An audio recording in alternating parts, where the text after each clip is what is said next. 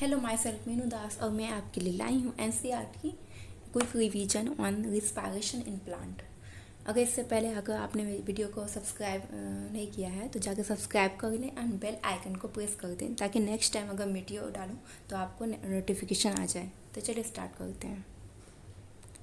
तो इन respiration in plant हम लोग पढ़ने वाले हैं। तो रिस्पायरेशन क्या होता है? Respiration is an energy releasing enzymatically control and catabolic process होता है। जो आपका रिस्पायरेशन होता है वो एंजाइमेटिक प्रोसेस होता है। और कैसा प्रोसेस होता है? कैटाबोलिक।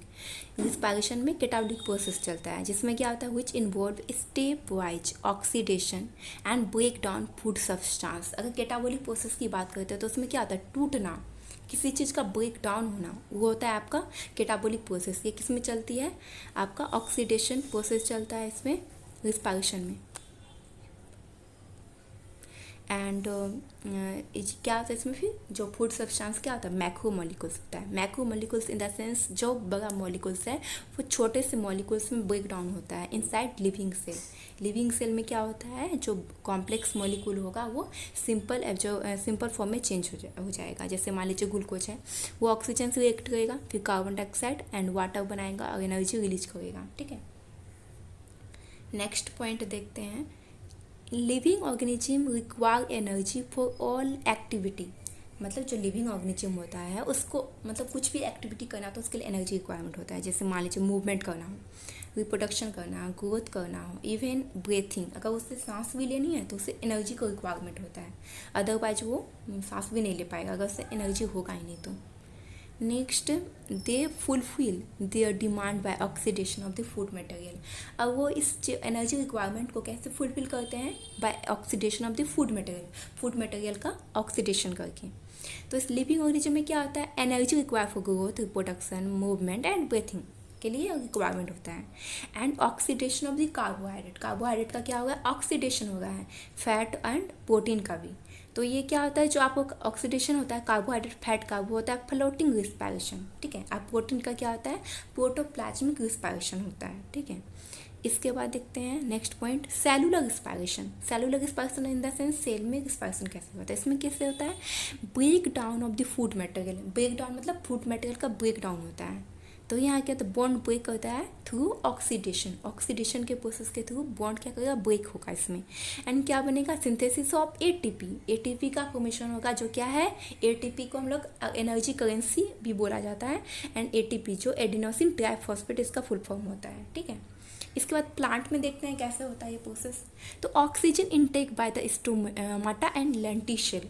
जो लेंटिसेल होता है ना प्लांट में, वो क्या करता है? गैसेस एक्सचेंज के लिए होता है। और स्टोमाटा ये ऑक्सीजन को इनटेक करता है, ये दोनों पार्ट। ठीक है, एंड क्या बोला गया है? इच प्लांट पार्टेक किया ऑफ गैस एक्सचेंज नीड। उसकी ज़रूरत के रिक्वायरमेंट पे वो अपना गैस को एक्सचेंज करता है। और क्या होता है? Plant have not great demand for gas exchange. But plant में क्या होता है? उसमें कुछ ग्रेट डिमांड नहीं होता है क्योंकि वो डिफ्यूजन के प्रोसेस थ्रू चलता है। तो उसमें कुछ एनर्जी रिक्वायरिंग जैसा प्रोसेस नहीं होता है, एक्टिव प्रोसेस उतना रिक्वायरमेंट नहीं होता है। तो क्या होता है? Distance that gases must diffuse even in the larger bulky plant is not great. ठीक है, उसके बाद क्या है? Photosynthesis, oxygen release and diffuse other part of the plant. Photosynthesis क्या करेगा? फोटोसिंथेसिस में ऑक्सीजन रिलीज होगा और फिर क्या आ जाएगा? प्लांट के अदर पार्ट में वो डिफ्यूज हो जाएगा जाके। इसके बाद देखते हैं रिस्पायरेशन कितने टाइप्स का होता है। रिस्पायरेशन दो टाइप्स का होता है, एक एरोबिक एक एनाएरोबिक। एरोबिक कहने का क्या मतलब है? परजेंस ऑफ ऑक्सीजन, ऑक्सीजन के परजेंस में होता है। ठीक है, अगर एनाएरोबिक बोलते हैं तो यहाँ पे क्या होता है? ऑक्सीजन अब्सेंस होता है, यहाँ पे ऑक्सीजन नहीं रहता है। ठीक है, और क्या होता है? ये एरोबिक रिस्पायरेशन चलता है ग्लाइकोलाइसिस। ग्लाइकोलाइसिस पहले चलेगा, उसके बाद क्रेब साइकिल, उसके बाद ईटीएस इलेक्ट्रॉन ट्रांसपोर्ट सिस्टम। तो ग्लाइकोलाइसिस क्या होता है? एरोबिक एनारोबिक जो होता है दोनों में कॉमन स्टेप होता है। ग्लाइकोलाइसिस कोई प्रोसेस अगर चल रहा है रिस्पायरेशन का, पहले ग्लाइकोलाइसिस तो चलेगा ही, ये स्टेप है। तो ये क्या होता है? जो कुछ ऑर्गेनिज्म क्या होते हैं? एनारोबिक होते हैं, कुछ एरोबिक भी होते हैं। या प्लांट की बात करते हैं तो वो दोनों प्रोसेस से लेते हैं साथ। तो उसमें क्या होता है? ग्लाइकोलाइसिस कॉमन हो जाता है। ठीक है, इसके बाद आगे देखते हैं। ये आपका ग्लाइकोलाइसिस का प्रोसेस दिया गया है। तो the first cell in the plant is atmosphere had no oxygen. अगर फर्स्ट सेल हम लोग प्लानट की बात करते हैं तो उसमें क्या था, ऑक्सीजन उसमें था ही नहीं, हमारे इन्वायरमेंट में ऑक्सीजन पहले था ही नहीं। तो उसमें क्या था, certain percent the living organism are adapted to the anaerobic condition. तो उसमें क्या था, वो लोग एनारोबिक कंडीशन में एडेप्ट कर गया था, क्योंकि उसमें एनवायरनमेंट में ऑक्सीजन था नहीं, इसीलिए वो उस तरीका से उसका एडेप्टेशन आ गया था। एंड सम ऑफ देम है फैकल्टेटिव एनारोब। फैकल्टेटिव कहने का क्या मतलब है, वैसा ऑर्गेनिज्म जो ऑक्सीजन के प्रेजेंस में भी रह सकता है और ऑक्सीजन के एब्सेंस भी रह सकता है, तो वो आपका फैकल्टेटिव एनारोब होता है, ठीक है। और इससे क्या होता है, अदर ऑब्लिगेट होता है। कुछ ऑब्लिगेट उसे बोलेंगे जो उसी कंडीशन में, जिस कंडीशन में वो इसी कंडीशन में रहेगा, वो उस कंडीशन को छोड़ कर अडेप्ट नहीं कर पाएगा। लेकिन फैकल्टेटिव का जब भी वर्ड आता है तो ये आप बात याद रखना कि जैसे हम लोग किस कंडीशन में है तो उस कंडीशन को छोड़ के दूसरी कंडीशन में अडेप्ट कर जाते हैं, तो ये आपका फैकल्टेटिव में आता है।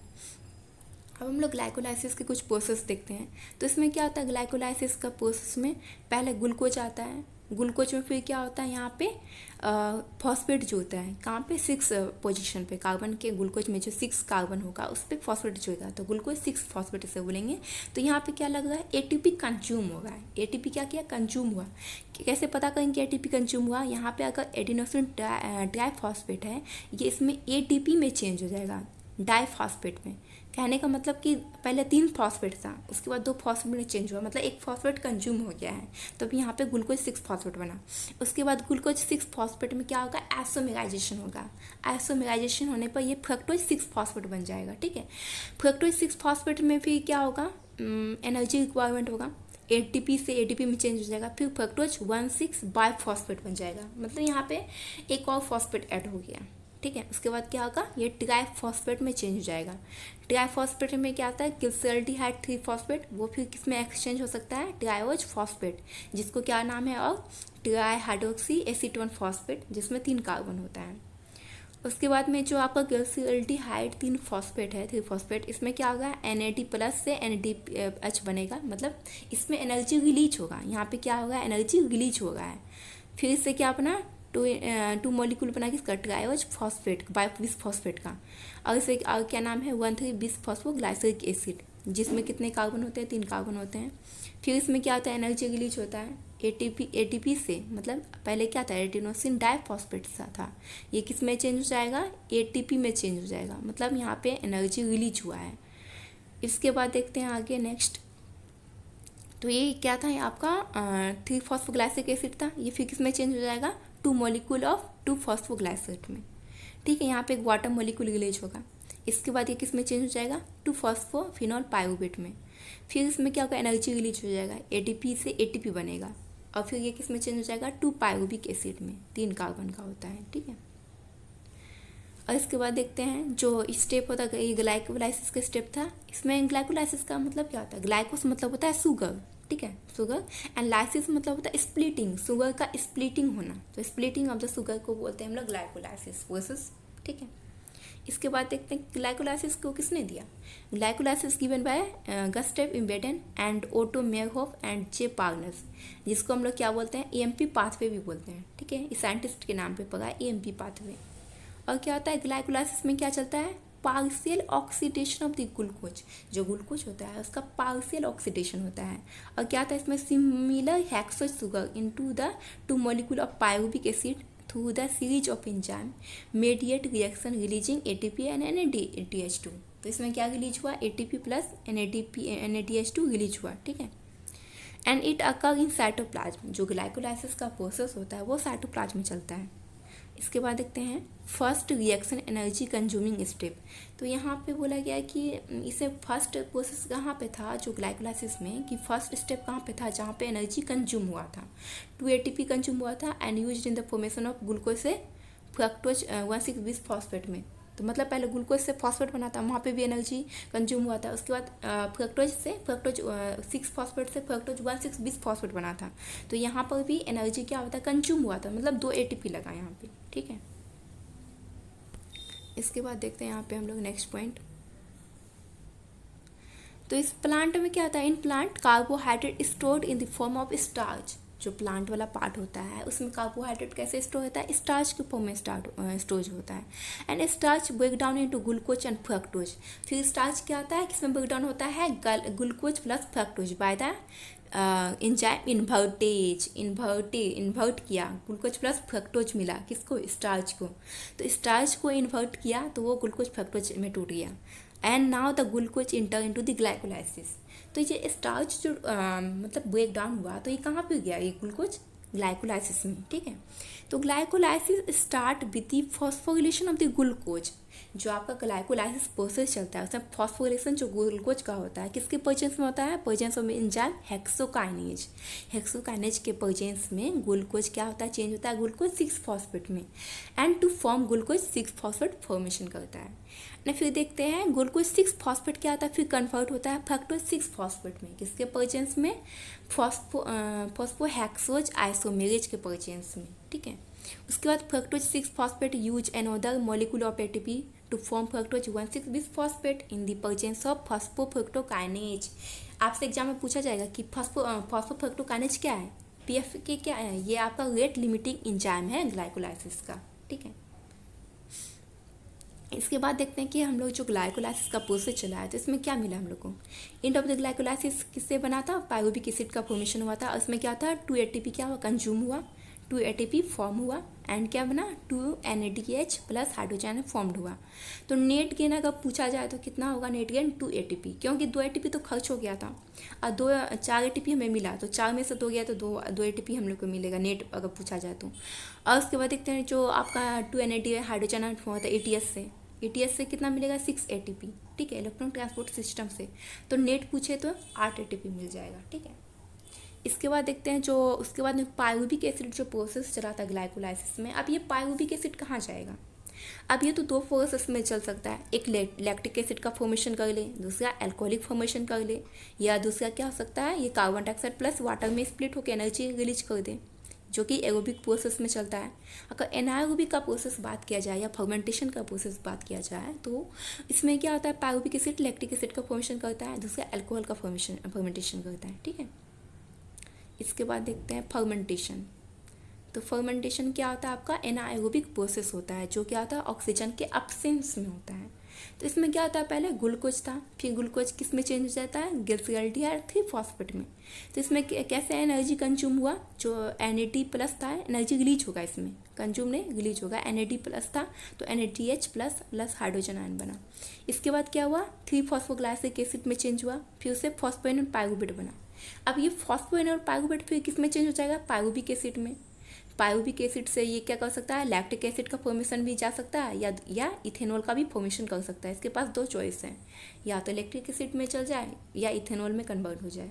तो अगर लैक्टिक एसिड बनाता है तो यहाँ पे किस में चेंज हो जाता है, ये एनर्जी यहाँ पे क्या होता है, कंज्यूम होता है लैक्टिक एसिड में।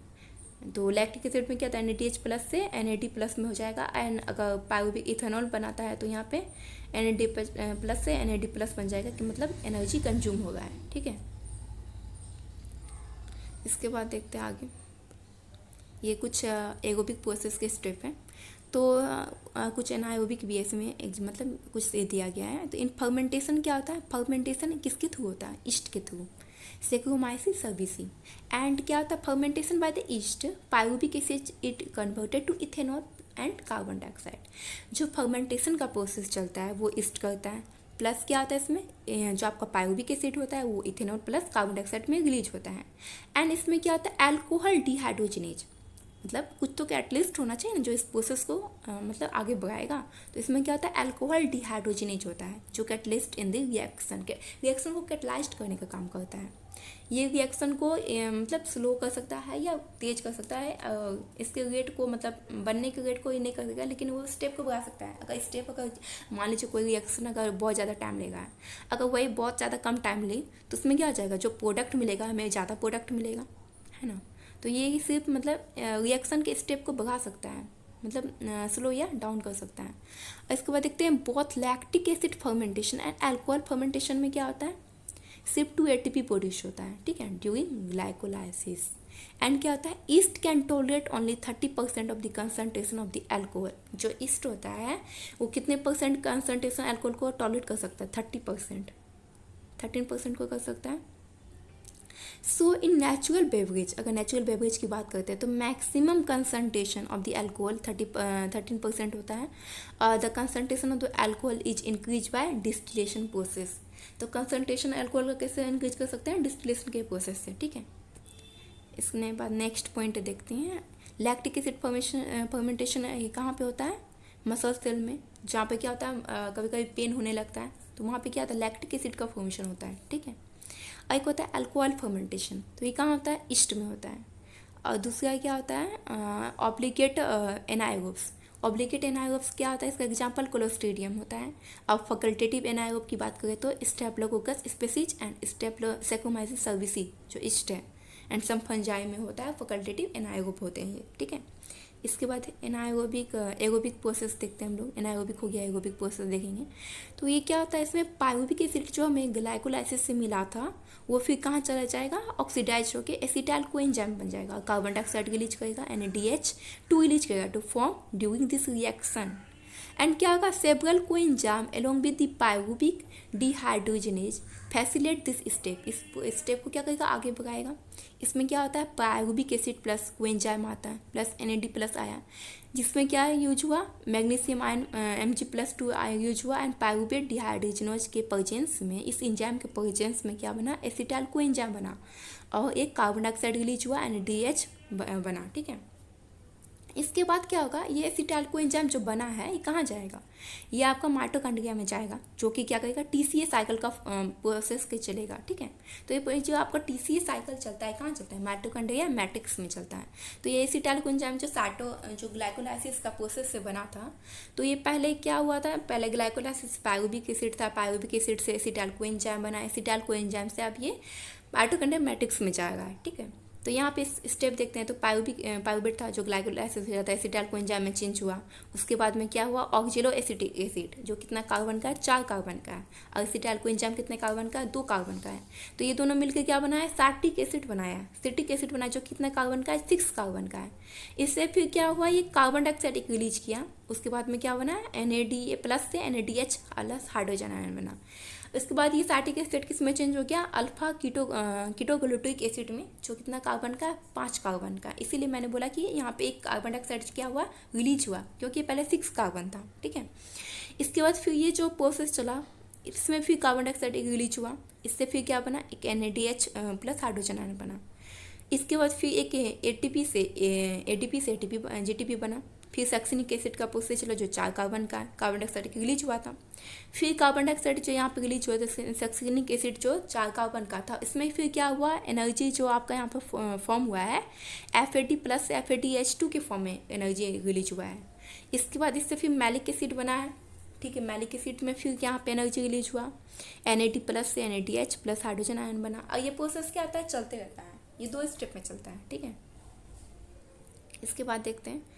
तो जो TCA साइकिल था इसको किसने दिया था? डिस्कवर बाय हैंस क्रेव इन 1940 में. हैंस क्रेव जो साइंटिस्ट हैं उन्होंने TCA साइकिल को डिस्कवर किया था.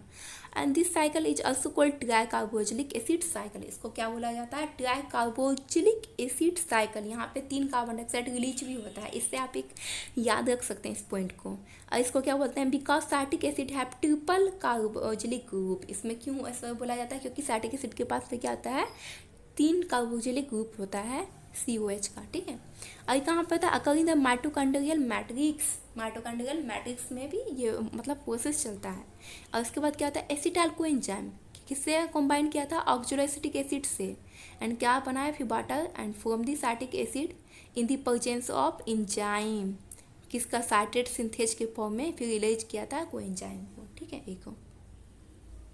इसके बाद देखते हैं ये जो आपका प्रोसेस चला था ड्यूरिंग क्रेव साइकिल, क्या बना था? 2 molecule of pyruvic acid and completely oxidised into 6 molecule of carbon dioxide and 2 ATP and 8 NaDH2 and 2 FADH2 बना. ठीक है, इसके बाद देखते हैं पायरुविक एसिड फिर 4 NAD प्लस आया, FAD plus 2 water molecules and adenosine diphosphate and inorganic phosphate.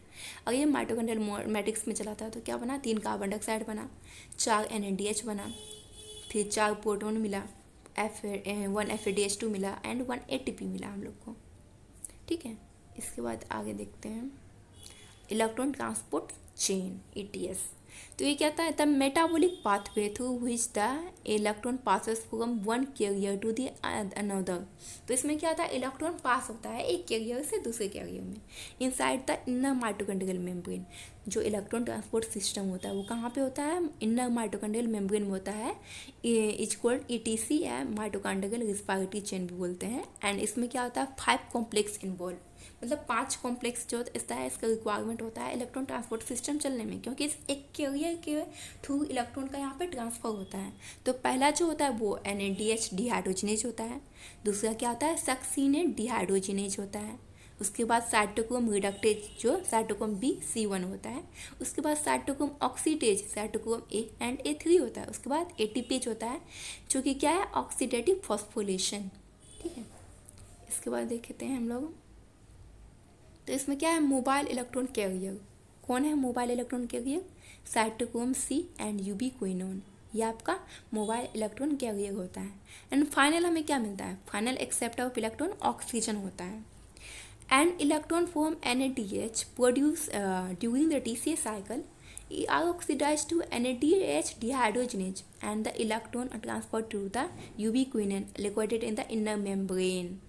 तो ये जो आपका NADH डिहाइड्रोजिनेज था इसके हेल्प से क्या होता है, ये प्रोसेस चला था। और इसके बाद क्या, जो इलेक्ट्रॉन कहाँ ट्रांसफ़र किया था यूबिक्विनोन से, जो कहाँ लोकेटेड था, इनर मेम्ब्रेन में माइटोकॉन्ड्रिया का। And यूबिक्विनोन also receive electron from FADH2। और जो आपका यूबिक्विनोन था वो किससे इलेक्ट्रॉन को रिसीव किया, जो NADH था उससे भी रिसीव किया, FADH2 से भी रिसीव किया, which is transfer to the cytochrome C, जो कि कहाँ पे ट्रांसफर हो गया, साइटोक्रोम C से बाय साइटोक्रोम BC1 कॉम्प्लेक्स में। ठीक है, इसके बाद क्या बोल रहा है कि ड्यूरिंग ETS जो इलेक्ट्रॉन ट्रांसपोर्ट सिस्टम है उसमें क्या होता है, ATP synthesis take place by the chemiosmotic hypothesis. ये जो प्रोसेस चलता है इसमें ATP सिंथेसिस कैसे होता है, कीमोऑस्मोटिक हाइपोथेसिस से होता है। और इसमें क्या बनता है, 3 मॉलिक्यूल ऑफ ATP जनरेट होता है by NADH2 and by the 2 ATP formed from FADH2। तो NADPH इक्वल टू क्या होता है, NADH2। इससे कितना ATP हमें मिलता है, इससे हमें 3 ATP मिलता है, ये याद रखना आप। 3 ATP का मॉलिक्यूल्स इससे हमें मिलता है। अगर FADH2 के 1 FADH2 अगर इससे बात करते हैं तो इससे कितना ATP मिलेगा हमें, 2 ATP का फॉर्मेशन होता है। ठीक है, ये याद रखना।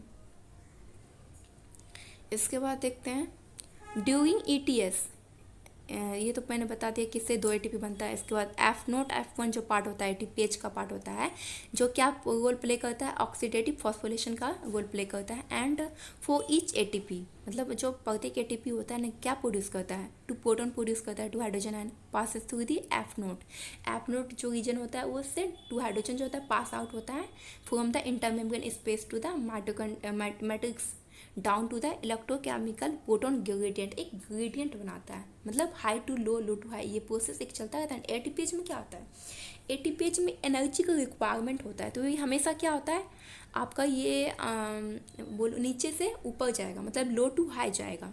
जो एनर्जी का रिक्वायरमेंट होता है ना लो टू हाई। अगर मान लीजिए आप अपने छत पे कर रहे हैं, टेरेस पे कर रहे हैं, जैसे सपोज दैट, अगर आप नीचे आ गए, आपको अपने टेरेस पे कुछ सामान लेके जाना है नीचे से ऊपर बाय रस्सी के थ्रू बोल सकते हैं। अगर उसको आपको नीचे से ऊपर पहुंचाना तो इसमें क्या हुआ, आपको एनर्जी लगेगा। अगर कोई एनर्जी आप उसको मतलब नीचे से ऊपर ठेल गए हैं तो आप उसको एनर्जी रिक्वायरमेंट लग रहा है। अगर मान लीजिए आप छत पे हैं और किसी चीज़ को आप फेंक दिए तो उसमें एनर्जी का रिक्वायरमेंट नहीं होगा, वो एनर्जी नहीं रिलीज होगा आपका, वो एकदम सिंपल प्रोसेस चलेगा। इससे आप याद रख सकते हैं। इसके बाद देखते हैं हम लोग जो एरोबिक प्रोसेस होता है, रिस्पायरेशन होता है, उसमें क्या आता है, net and total gain ATP क्या आता है फ्रॉम 1 मॉलिक्यूल ऑफ ग्लूकोज या फ्रक्टोज से 36 ATP मिलता है, 36 ATP एंड 38 ATP मिलता है। ये दोनों प्रोसेस मिलता है प्लांट और एनिमल के केस में अलग अलग प्रोसेस चलता है। तो 36 ATP बोलेंगे तो इसमें आपका एनिमल्स में हो जाएगा एंड 38 हो जाएगा प्लांट के केस में। ठीक है, इसके बाद क्या होगा, 2 ATP used in the shuttle for transporting the 2 NADH molecules to the mitochondrial matrix and the anaerobic process में क्या आता है, प्रोकैरियोट 38 ATP मिलता है। तो अगर एरोबिक प्रोसेस की बात बोलते हैं प्रोकैरियोट्स में तो 38 ATP मिलेगा। ठीक है, इसके बाद देखते हैं रिस्पायरेटरी बैलेंस शीट देख लेते हैं। ग्लाइकोलाइसिस से हम लोग कितना मिला, डायरेक्टली 2 ATP मिला था।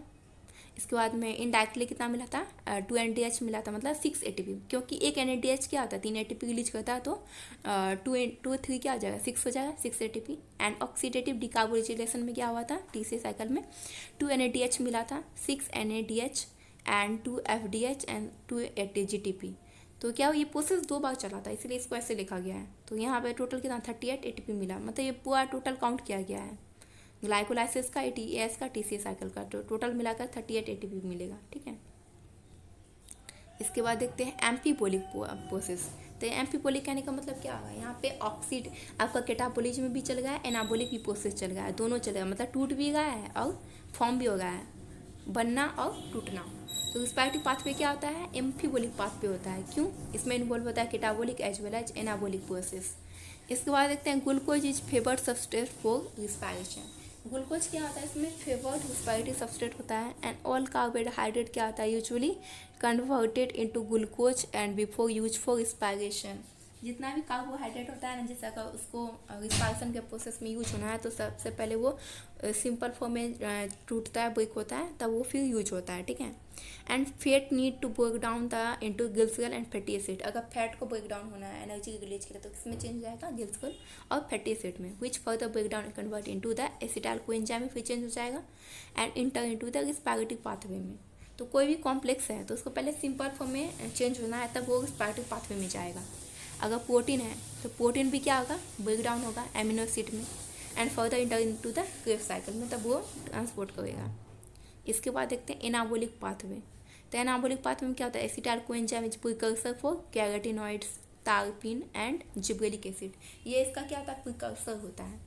एंड ऑक्जुलोएसिटिक एसिड क्या होता है, प्रिकर्सर फॉर एल्केलॉइड्स एंड पायरीमिडिन, इसका प्रिकर्सर होता है। एंड सक्सिनाइल कोएंजाइम क्या होता है, प्रिकर्सर किसका, कैरोटीन और क्लोरोफिल का प्रिकर्सर होता है। And alpha ketoglutaric acid is the precursor of amino acid. Amino acid का प्रिकर्सर कौन है, अल्फा कीटोग्लूटिक एसिड, ठीक है। इसके बाद यहाँ पे एक ये दिया गया है चार्ट, इसमें क्या बनाया है भाई, फैट, कार्बोहाइड्रेट, प्रोटीन। तो जितना भी कॉम्प्लेक्स है अगर उसको रिस्पायरेटरी पाथवे में जाना तो उसको पहले सिंपल फॉर्म में चेंज होना है। जैसे यहाँ फैट था तो पहले फैटी एसिड प्लस ग्लिसरॉल में चेंज हुआ, फिर क्या हुआ डायऑक्सी एसीटोन फास्फेट में चेंज हो गया, फिर ग्लिसरॉल डिथियास फास्फेट में, फिर पायरुविक एसिड में, फिर एसिटाइल कोएंजाइम में। तो सब क्या हुआ, सिंपल फॉर्म में चेंज हो गया। यहाँ कार्बोहाइड्रेट भी देखेंगे तो इसमें भी क्या हुआ, सिंपल शुगर ग्लूकोज में चेंज हुआ, फिर ग्लूकोज 6 फॉस्फेट में, फिर बिस्फॉस्फेट में, फ्रक्टोज 1 बिस्फॉस्फेट में, फिर डायऑक्सी एसीटोन फॉस्फेट, फिर ग्लिसरॉल DH3 फॉस्फेट, फिर पायरुविक एसिड, फिर एसिटाइल कोएंजाइम में चेंज हुआ, फिर वो क्रेब्स साइकिल में इंटर किया। इसी के अकॉर्डिंग प्रोटीन अमीनो एसिड को भी देखेंगे तो वो भी इस प्रोसेस से पहले जाएगा। फिर तो हम यहाँ पे देख सकते हैं कि अगर फैट होता है या कार्बोहाइड्रेट लेते हैं या प्रोटीन लेते हैं तो तीनों का क्या आता है, मेन क्या आ गया यहाँ पे, तीनों का लिंक, कनेक्टिव लिंक आ गया है एसिटाइल कोएंजाइम, जो कि क्रेब्स साइकिल में जा रहा है। और यहाँ पे क्या मिल रहा है, फिर water plus carbon dioxide release हो रहा है। तो यहाँ देखें कि inter relationship among the metabolic pathway showing respiration. उसके बाद क्या आ गया है, mediate break down of the different organic molecules, mediate हो गया, बन गया है carbon dioxide and water and as the amphibolic pathway, क्योंकि इसमें एनाबोलिक एटाबोलिक दोनों प्रोसेस चल रहा है। एंड ये एक रिस्पायरेटरी क्वेश्चन है, इसका क्या होता है, मतलब वॉल्यूम ऑफ कार्बन डाइऑक्साइड कितना इन्वॉल्व हुआ and volume of carbon dioxide कितना, यहाँ पे ये ऑक्सीजन होगा, यहाँ पे मिस प्रिंट हो गया है, तो यहाँ पे आप याद रखना ऑक्सीजन है, तो वॉल्यूम ऑफ कार्बन डाइऑक्साइड कितना इवॉल्व हुआ है एंड वॉल्यूम ऑफ ऑक्सीजन कितना कंज्यूम हुआ, ये आपका RQ वैल्यू होता है कि रिस्पायरेटरी क्वोशेंट कितने कितना मतलब कंज्यूम हुआ है। तो कार्बोहाइड्रेट की बात करते हैं तो इसमें क्या होता है, तो कार्बोहाइड्रेट की बात करते हैं तो इसका 1 होता है रिस्पायरेटरी क्वोशेंट, तो इसमें 6 कार्बन डाइऑक्साइड क्या हुआ, इवॉल्व हुआ एंड 6 ऑक्सीजन क्या कंज्यूम्ड हुआ, तो इसका 1 आ गया। फैट की बात करते हैं तो इसमें क्या होता है, 0.7 होता है इसका रिस्पायरेटरी क्वोशेंट, ट्राई पाल्मिटिन का। अगर प्रोटीन की बात करते हैं तो इसमें कितना होता है, 0.9 होता है। और ऑर्गेनिक एसिड की बात करते हैं तो 1 से ज़्यादा होगा, ठीक है। तक यहाँ तक था आज का। तो thanks for watching, till then take care, thank you so much.